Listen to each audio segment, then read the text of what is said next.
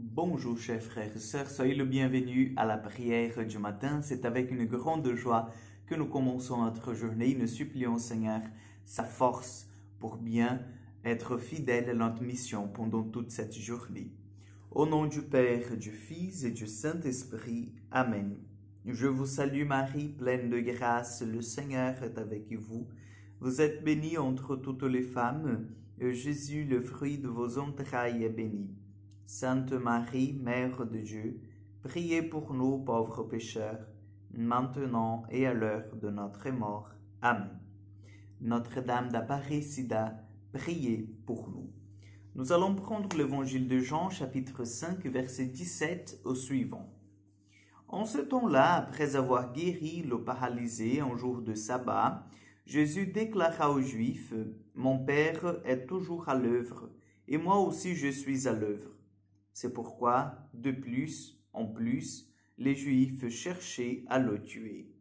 Car non seulement il ne respectait pas le sabbat, mais encore il disait que Dieu était son propre Père et il se faisait ainsi l'égal de Dieu. Acclamons la parole de Dieu. Oui, chers frères et sœurs, nous voyons que cette persécution de Jésus commence à devenir de plus en plus grave, n'est-ce pas?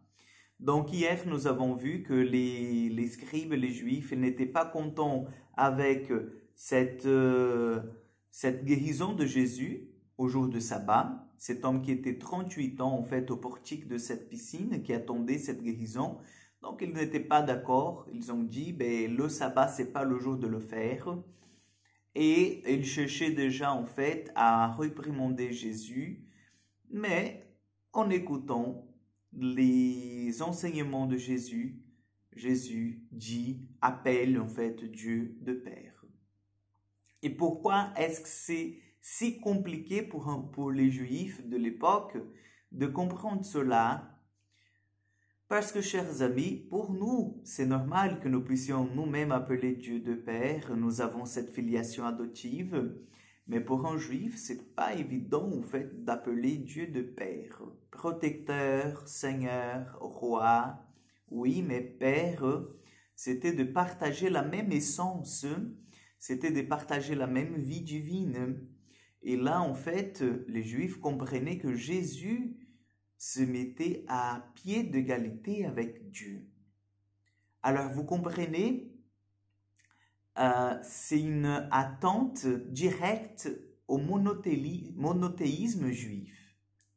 Parce que nous n'avons pas, dans cette époque de Jésus, la compréhension de la Trinité autant que telle. Vous comprenez? Nous n'avons pas à l'époque de Jésus ce que nous appelons aujourd'hui le Dieu qui est unique, la Sainte Trinité, mais qui est en même temps trois personnes divines distinctes. Nous ne pouvions pas parler, par exemple, d'un Père, Fils et Esprit Saint. C'était pas possible. Vous comprenez? Donc, Jésus, en plus, il rajoute cela, en fait, sur son dos, la condamnation de ce qui paraît à Dieu, de prêcher, en fait, dans ses prêches, de dire qu'il était fils de Dieu. Et là, ça c'était pas audible. Et là, ça c'était un autre signe que Jésus devrait être arrêté. Alors, chers frères et sœurs, comprenez bien.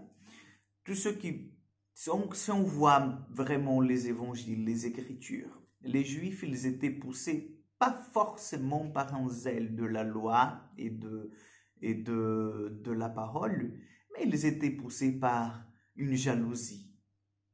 Ils étaient poussés par ces sentiments de perte de terrain.